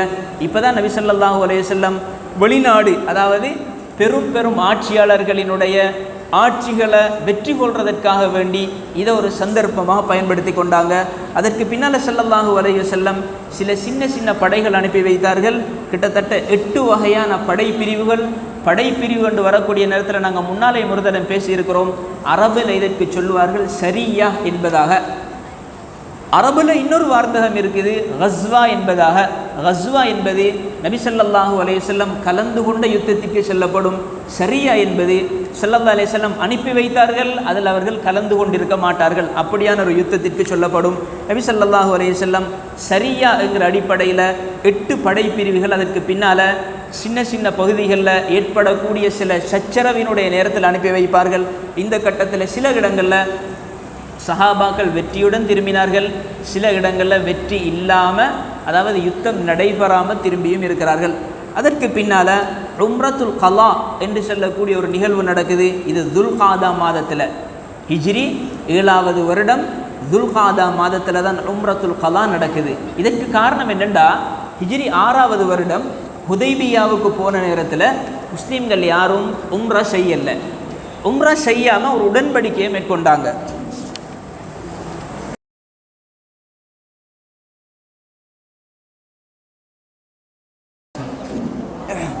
பிஸ்மில்லாஹிர் ரஹ்மானிர் ரஹீம். அல்ஹம்துலில்லாஹ் வஸ்ஸலாத்து வஸ்ஸலாமு அலா ரசூலில்லாஹ் அம்மா பஅத்.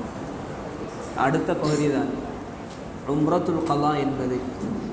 இந்த உம்ரத்துல் கலா நடைபெறுகிறது ஹிஜ்ரி 7ல் துல்காதா மாதத்தில். நபி ஸல்லல்லாஹு அலைஹி வஸல்லம் முன்னால் ஒரு விடயத்தை ஞாபகத்தில் வச்சுருக்கிறோம். ஹுதைபியாவினுடைய சந்தர்ப்பத்தில் ஹிஜ்ரி 6ல் நடைபெறுகிறது ஹுதைபியா உடன்படிக்கை. நபி ஸல்லல்லாஹு அலைஹி வஸல்லம் உம்ரா செய்யணும் என்பதற்காக வேண்டி வருகிறார்கள். சந்தர்ப்பம் கிடைக்கல, அது ஹுதைபியா உடன்படிக்கை என்பதாக மாறுது. அந்த உடன்படிக்கையில் சொல்லப்பட்ட ஒரு விடயம்தான் அடுத்த வருடம் நீங்கள் உம்ரா செய்யணும் என்பதாக. அதனால் ஹிஜ்ரி 6ல் உம்ரா நடைபெற இல்லை, ஹிஜ்ரி 7ல் நபி ஸல்லல்லாஹு அலைஹி வஸல்லம் இந்த உம்ராவை செய்வதற்காக வேண்டி வருகிறார்கள். இப்படி வந்த நேரத்தில் சஹாபாக்களுக்கு மதீனாவில் வச்சே ஸல்லல்லாஹு அலைஹி வஸல்லம் சொன்னாங்க, ஹுதைபியாவில் யாரெல்லாம் கலந்து கொண்டோ அவங்க யாரும் இந்த உம்ராவுக்கு வராமல் இருக்கக்கூடாது என்பதாக சொன்னார்கள். அப்போ கலந்து கொண்ட சஹாபாக்கள் எல்லாரும் வந்தாங்க. யாரெல்லாம் ஷஹீதாக்கப்பட்டாங்களோ அந்த காலத்துக்குள்ளால் அவர்களை தவிர அவங்கள கூட இன்னும் பல சஹாபாக்களும் சேர்ந்து கொண்டார்கள் உம்ரா செய்யக்கூடியவர்களாக. ஆனால் அந்த காலத்தில் பெண்கள் யாரும் வரவும் இல்லை. இந்த உம்ராவில் பெண்களோ சிறுவர்களோ யாரும் கலந்து கொள்ள இல்லை. மொத்தமாக வந்தவர்கள் முஸ்லீம்களில் இருந்து 2000 பேர் கலந்து கொண்டார்கள். இவங்க எல்லாரும் வரக்கூடிய நேரத்தில் மதீனாவில் நபி ஸல்லல்லாஹு அலைஹி வஸல்லம் வரக்கூடிய நேரத்தில் 60 ஒட்டகங்களை எடுத்து கொண்டு வந்தார்கள். 60 ஒட்டகங்களை. இப்படி வந்த நேரம் இந்த செய்தி முஷ்ரிக்கீன்களுக்கு காதில் கிடைக்குது, அதாவது குறைஷிகள் ஒரு மலையில், அதாவது காபாவினுடைய வடக்கு பகுதியில் இருந்த ஒரு மலையில் ஏறினாங்க முஸ்லீம்களை பார்க்குறதற்காக. முஷ்ரிக்கீன்கள் ஏறி முஸ்லீம்களை பார்த்துட்டு அவர்களுக்கு மத்தியில் சொன்னாங்களாம், மதீனாவில் ஒரு காய்ச்சல் ஏற்பட்டிருக்குது, அந்த காய்ச்சல் பீடிக்கப்பட்டு பலகீனமான ஒரு கூட்டம் மக்காவை நோக்கி வந்து கொண்டிருக்குது, பார்த்து கொள்ளுங்க அப்படி என்று சொல்லி அவர்களுக்கு மத்தியில் கிண்டலாக பேசினாங்க. நபி ஸல்லல்லாஹு அலைஹி வஸல்லம் அவர்களுக்கு அல்லாஹ் இந்த செய்தி அறிவித்தான்.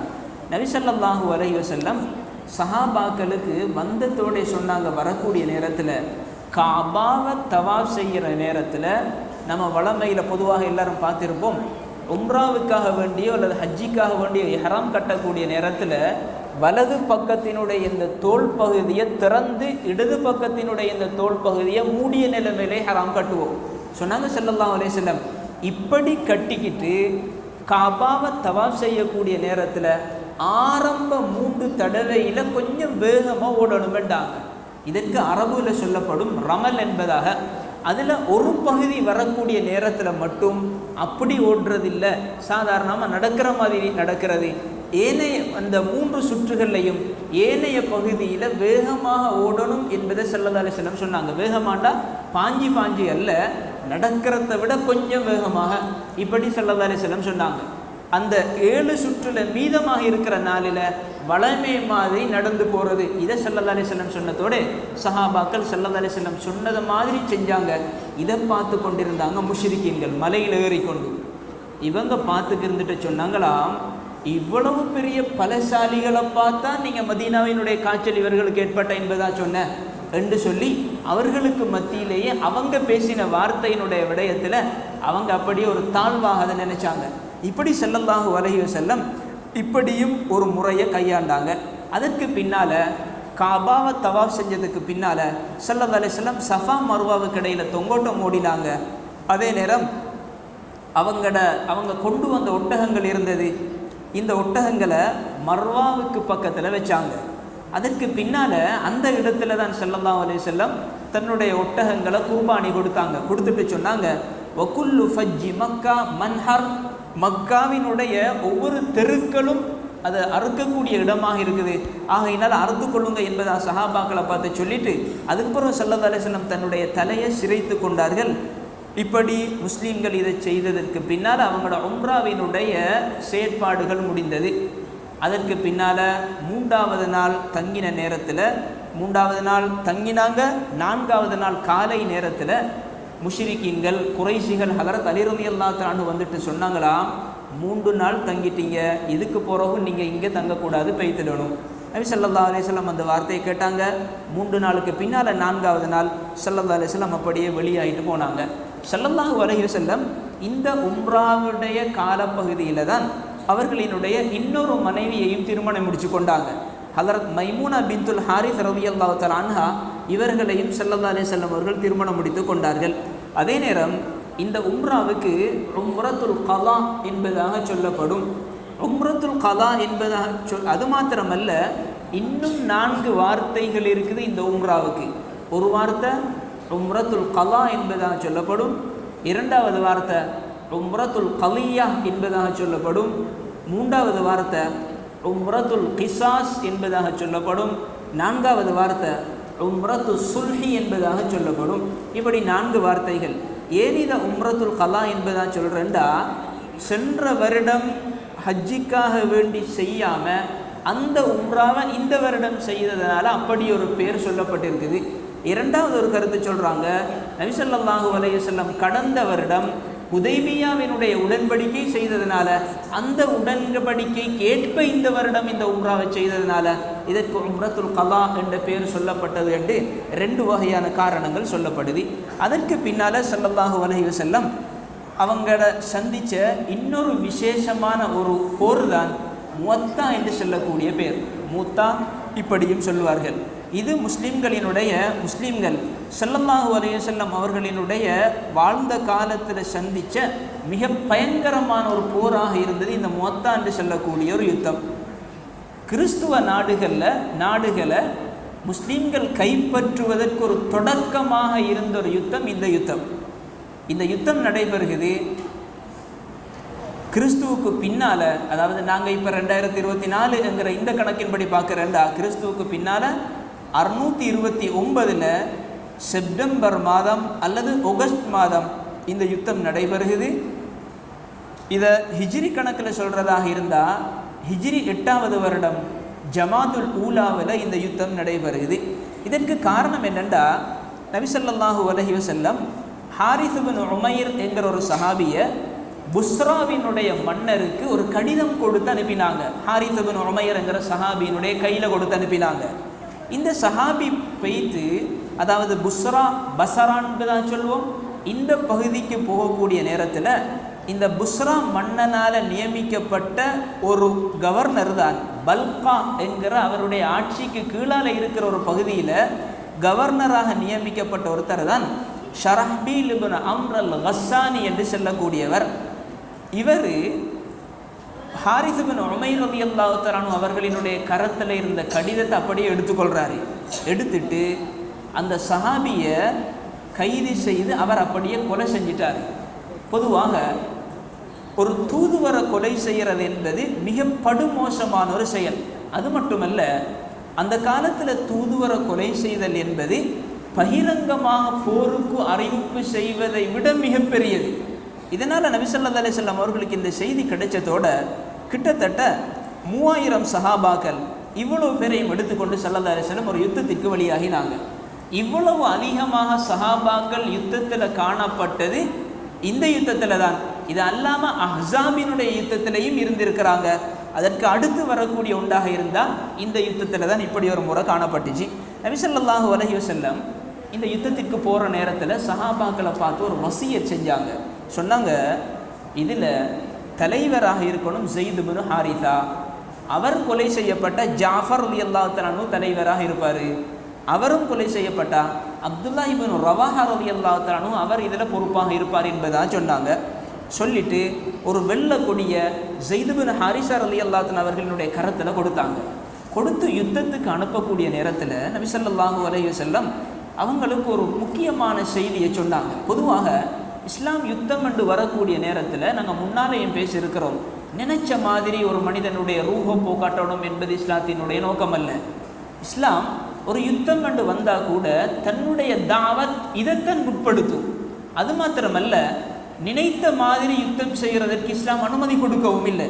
ஸல்லல்லாஹு அலைஹி வஸல்லம் சொன்னாங்க சஹாபாக்களை பார்த்து, நீங்கள் அல்லாஹ்வோட பேரை சொல்லி யுத்தம் செய்யணும். ரெண்டாவது, யாரெல்லாம் நிராகரிச்சிருக்கிறோம் அதாவது அவங்கள இஸ்லாத்துக்குள்ளே அழைக்கணும். அல்லாஹ்வோட பேரை சொல்லி யுத்தம் செய்யணும். இஸ்லாத்துக்குள்ளே வந்துட்டாங்கன்னா பிரச்சனை அல்ல, அப்படி இல்லைன்னு வந்தால் தான் சொன்னாங்க அல்லாஹ்வோட பேரை சொல்லி யுத்தம் செய்யுங்க, மோசடி செஞ்சிடாதீங்க. ரெண்டாவது சொன்னாங்க, யுத்தத்தில் யாரும் பதுக்கிடாதீங்க.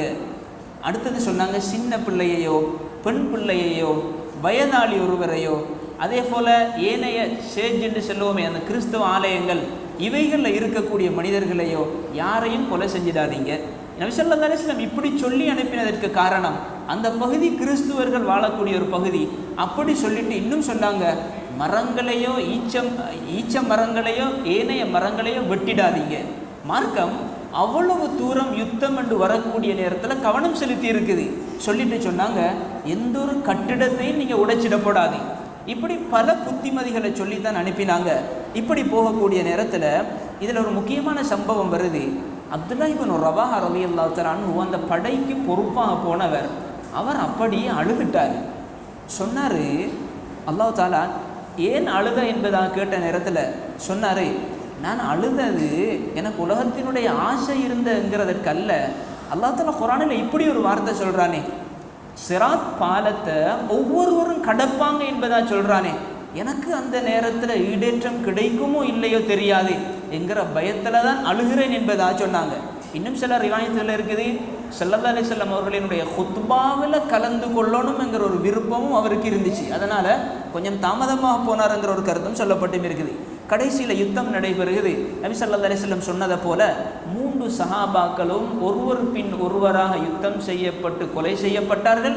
ஆனால் 3 பேரும் சாதாரணமான முறையில் மரணிக்கல.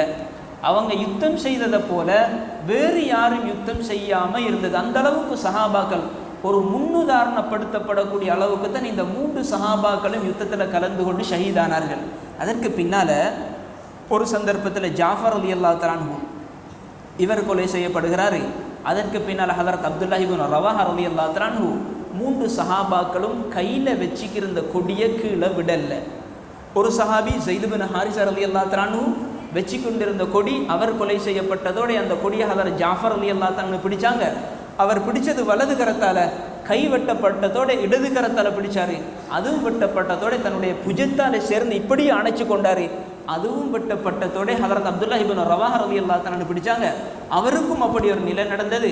அந்த கொடி விழாமல் இன்னொரு சஹாபி எடுத்துக்கொண்டார். எடுத்துட்டு சொன்னாராம், முஸ்லீம்களில் யாராவது ஒருவர் இதற்கு தளபதியாக இருக்கட்டும். நபி ஸல்லல்லாஹு அலைஹி வஸல்லம் 3 பேரையும் தான் தளபதியாக சொன்ன, 4வது ஒருவர் இல்லை. எல்லாரும் சொன்னாங்க காலித் பின் வலீத் தளபதியாகுவோம், அவர் அந்த யுத்தத்தில் பொறுப்பாக இருக்கட்டும். காலித் பின் வலீத் ரலியல்லாஹு தஆலா யுத்தத்தில் தளபதியாக இருந்தார். முஸ்லீம்களினுடைய அவங்களோட ஆலோசனையின் பிரகாரம் நபி ஸல்லல்லாஹு அலைஹி வஸல்லம் அவர்களுக்கு இந்த செய்தி வஹீயின் மூலமாக கிடைக்குது. புகாரி ஷரீஃபுடைய ரிவாயத் இருக்குது. 3 பேருடைய செய்தியையும் சொல்லிட்டு சொன்னாங்க ஸல்லல்லாஹு அலைஹி வஸல்லம், சைஃபுல்லா அல்லாஹ்ட வாள்களில் ஒரு வாள் என்பதாக சொன்னார் ஹதரத் காலித் பின் வலீத் ரலியல்லாஹு தஆலா அவர்களை பார்த்து. காலித் பின் வலீத் ரலியல்லாஹு தஆலா சொன்னாங்க, புகாரி ஷரீஃபுடைய ரிவாயத், என்ற கையால் மாத்திரம் அந்த யுத்தத்தில் 9 வாள் உடைந்தது. இன்னொரு வாளை வச்சு கொண்டிருந்தேன், ஒரு சப்பையான வாள், யமன் நாட்டினுடைய வாள் என்பதாக சொன்னார். அந்த அளவுக்கு யுத்தத்தில் போரிட்டார். இவர் அந்த பொறுப்பு எடுத்ததிலிருந்து மக்ரிபினுடைய நேரம் வரும் வரைக்கும் காலித் பின் வலீத் ரலியல்லாஹு தஆலா முன்னோக்கி கொண்டே யுத்தம் செஞ்சாங்க. அடுத்த நாள் காலையில் ஒரு யுத்தத்தினுடைய தளபதிக்கிட்ட இருக்க வேண்டிய தந்திரத்தன்மை, உடனே படையினுடைய நிலைமையை மாற்றினார். வலதில் இருந்தவர்களை இடது காக்கினார், இடதில் இருந்தவரை வலது காக்கினார், பின்னால் இருந்தவர்களை முன்னால் இப்படியே மாற்றிட்டார். படையோடு ஏனைய படையில் உள்ளவர்களினுடைய எண்ணிக்கை கிட்டத்தட்ட 3 லட்சம். அதாவது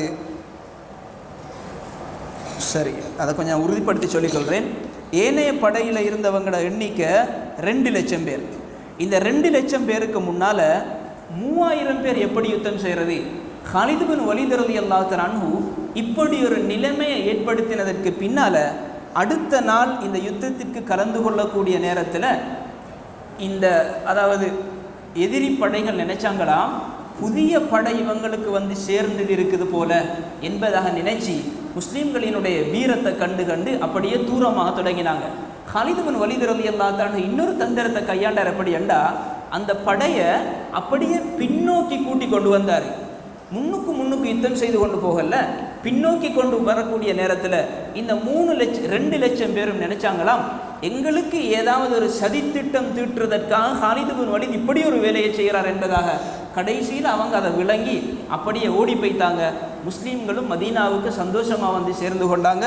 இந்த நேரத்தில் முஸ்லீம்களினுடைய படையில் கொலை செய்யப்பட்ட பேர் ஆக மிக சொற்பமான நபர்கள்.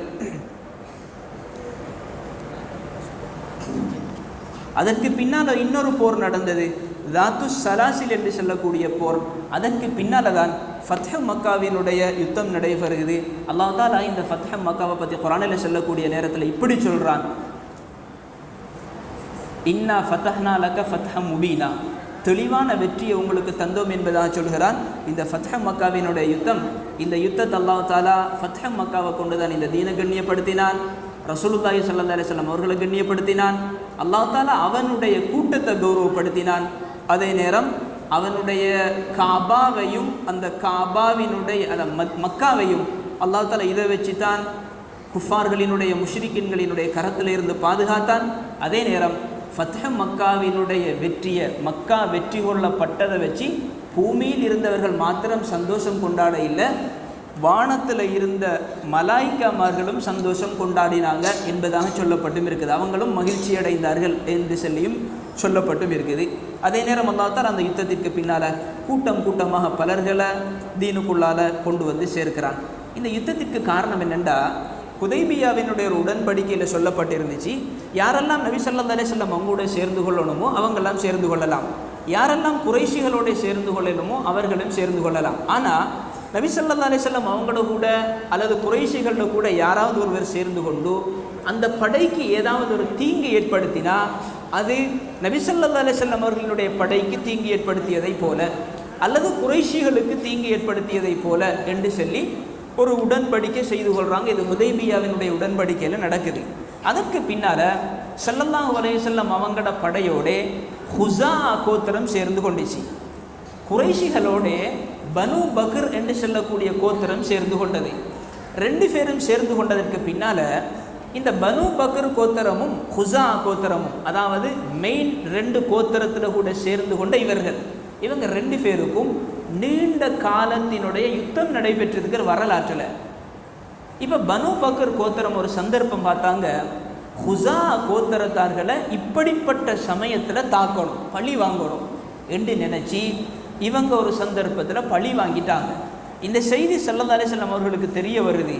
தெரிய வந்ததோடே நபி ஸல்லல்லாஹு அலைஹி வஸல்லம் உடனே சஹாபாக்கள், சில ரிவாயத்துகள் இருக்குது, இப்படி ஒரு நிகழ்வு நடக்கிறதற்கு 3 நாளைக்கு முன்னால் நபி ஸல்லல்லாஹு அலைஹி வஸல்லம் ஹதரத் ஆயிஷா பார்த்து சொன்னாங்களா ரலியல்லாஹு அன்ஹா, யுத்தத்தினுடைய தயாரிப்பை செய்யுங்க என்பதா சொன்னாங்க. ஆனால் யாருக்கும் எந்த நிகழ்வும் நடந்ததும் தெரியாது. இந்த அதற்கு பின்னால் நபி ஸல்லல்லாஹு அலைஹி வஸல்லம் அவர்களை இந்த ஹுஸா கோத்திரத்தினர்கள் சந்திக்கிறாங்க. அதற்கு பின்னால் இந்த செய்தியை அபூ சுஃபியான் மக்காவில் இருந்து பயந்து கொண்டு வாராரு. காரணம் என்னென்றால், இந்த படையில் பனு பக்ர் கோத்திரத்தார்கள் ஹுஸா கோத்திரத்திற்கு நோவினை செஞ்சிட்டாங்க. இந்த நோவினையில் உதவியாக இருந்தது, ஆயுதம் கொடுத்து உதவியாக இருந்தது, இரவினுடைய நேரத்தில் பெய்து பனு பக்ர் கோத்திரத்தை தாக்குறதற்கு மிக காரணமாக இருந்தது குறைஷிகள். நபி ஸல்லல்லாஹு அலைஹி வஸல்லம் ஹுதைபியா உடன்படிக்கை செஞ்சிருக்கிறார். இந்த காலத்தில் குறைஷிகள் இப்படி ஒரு வேலை செஞ்சிருக்கிறார். அதனால் அபூ சுஃபியானுக்கு பெரிய ஒரு பயம் உண்டாகுது. அபூ சுஃபியான் நபி ஸல்லல்லாஹு அலைஹி வஸல்லம் அவர்களை சந்திக்க வாரதற்கு முன்னால் நபி ஸல்லல்லாஹு அலைஹி வஸல்லம் சஹாபாக்களை பார்த்து சொன்னாங்களாம், குறைஷிகள் இப்படி ஒரு வேலை செஞ்சிட்டாங்க பாருங்க, இந்த வேலையை இவங்க ஏதாவது ஒரு சாட்டு சொல்றதற்காக வேண்டி அபூ சுஃபியான் அனுப்பி வைப்பாங்க அப்படியாண்டாங்க. அதே போல அபூ சுஃபியான் வாராரு ஸல்லல்லாஹு அலைஹி வஸல்லம் அவர்கள்ட்ட. நபி ஸல்லல்லாஹு அலைஹி வஸல்லம் அவருடைய வார்த்தைக்கு அவர் கேட்டுக்கொண்டார். அந்த ஹுதைபியா சமாதான காலத்தை இன்னும் நீடிக்கிறதுக்கு ஸல்லல்லாஹு அலைஹி வஸல்லம் உடன்படிக்கை முறிஞ்சாச்சு. அதனால ஸல்லல்லாஹு அலைஹி வஸல்லம் அவர்கள் எந்த ஒரு வார்த்தையும் சொல்லவும் இல்லை. கடைசியில் அபூ சுஃபியான் கை சேதப்பட்டவராக மக்காவுக்கு போகிறாரு. ஆனால் கண்ணியத்திற்குரியவர்களே, இது ஒரு நீண்ட சரித்திரம். பின்னால் உள்ள ஒரு கட்டத்தில் நபி ஸல்லல்லாஹு அலைஹி வஸல்லம் குறைஷிகள் எல்லாருமே நபி ஸல்லல்லாஹு அலைஹி வஸல்லம் யுத்தத்திற்காக வேண்டி கிட்டத்தட்ட 10,000 சஹாபாக்களை கூட்டிக் கொண்டு போகிறாங்க. குறைஷிகளினுடைய நிலைப்பாடு தெரிய வருது. நபி ஸல்லல்லாஹு அலைஹி வஸல்லம் அவர்கள்ட்ட அபூ சுஃபியான் ஓடி வந்து ஒரு வார்த்தை சொல்கிறார். எப்படி என்றால், யூசுப் அலைஹிஸ்ஸலாம் அவர்கள்ட்ட அவங்களோட சகோதரர்கள் சொன்னதை போல ஒரு வார்த்தை சொன்னார். காலோ தல்லாஹி லகத் ஆஸரக்கல்லாஹு அலைனா வ இன்ன குன்னா லகாத்தியின், நாங்கள் தவறு செஞ்சிட்டோம், அல்லாஹ் தஆலா உங்களை இன்றைக்கி மேன்மைப்படுத்தி வச்சிருக்கிறான், எங்களோட குத்தங்களை மன்னிச்சுக்கோங்க என்பதாக சொல்கிறாரு. நபி ஸல்லல்லாஹு அலைஹி வஸல்லம் சொன்னாங்க, லா தஸ்ரிப அலைக்குமுல் யௌம், இன்றைய நாள்ண்டா உங்களை குத்தம் பிடிக்கிற நாள் இல்லை, இன்றைய நாள் உங்களை மன்னிக்கிற நாள். சில சஹாபாக்கள் எவ்வளவு தூரம் அவர்களுக்கு ஒரு ஆக்ரோஷம் இருந்தண்டா சொன்னாங்களாம், அல் யௌமு யௌமுல் மல்ஹமா, இன்றைய நாள்ண்டா பள்ளிக்கு பழி வாங்குற நாள். குறைஷிகள் இந்த உடன்படிக்கையை முறிச்சிட்டாங்க. இந்த நாளில் குறைஷிகளினுடைய கணக்கு பார்க்கலாம் என்று சொல்லி கொண்டிருந்த நாள். நபி ஸல்லல்லாஹு அலைஹி வஸல்லம் வந்து எல்லாரையும் பார்த்து சொன்னாங்களாம், அல் யௌமு யௌமுல் மர்ஹமா, இன்றைய நாள் யாரையும் பழிக்கு பழி வாங்குற நாள் இல்லை, இன்றைய நாள் எல்லோருக்கும் இரக்கம் காட்டுற நாள். அல் யௌம் யௌமு பிர், இன்றைய நாள் எல்லோருக்கும் உபகாரம் செய்கிற நாள், எல்லோருக்கும் நலவை நாடுகிற நாள் என்பதாக சொல்லி நபி ஸல்லல்லாஹு அலைஹி வஸல்லம் குறைஷிகளுக்கு பாதுகாப்பு அளிக்கிறாங்க. அபூ சுஃபியான் இஸ்லாத்துக்குள்ளே வாராரு. குறைஷிகளில் இன்னும் பலர்கள் இஸ்லாத்துக்குள்ளே வந்தாங்க. இப்படிப்பட்ட நிலைமையில தான் இந்த ஃபத்ஹ் மக்கா என்பது முடிவடையுது. நபி ஸல்லல்லாஹு அலைஹி வஸல்லம் இந்த நிகழ்வுக்கு பின்னால் காபாவுக்கு போனாங்க. ரிவாயத்தில் இருக்குது, காபாவினுடைய சாவி இருந்தது உஸ்மான் இப்னு மலூன்ங்கிற சஹாபியிடத்தில். ஹதரத் உமர் ஹதரத் அலி ரலியல்லாஹு தஆலா சாவியை வாங்கி கொண்டு கொடுக்குறாங்க. கதவு திறக்கப்படுகிறது. ஸல்லல்லாஹு அலைஹி வஸல்லம் காபாவுக்குள்ளே போனாங்க. சில நேரம் அப்படியே இருந்தாங்க. ஹதரத் பிலால், ஹதரத் மிக்தாத் ரலியல்லாஹு தஆலா ரெண்டு பேரும் ஸல்லல்லாஹு அலைஹி வஸல்லம் அவங்களோட கூட காபாவுக்குள்ளே இருந்தாங்க.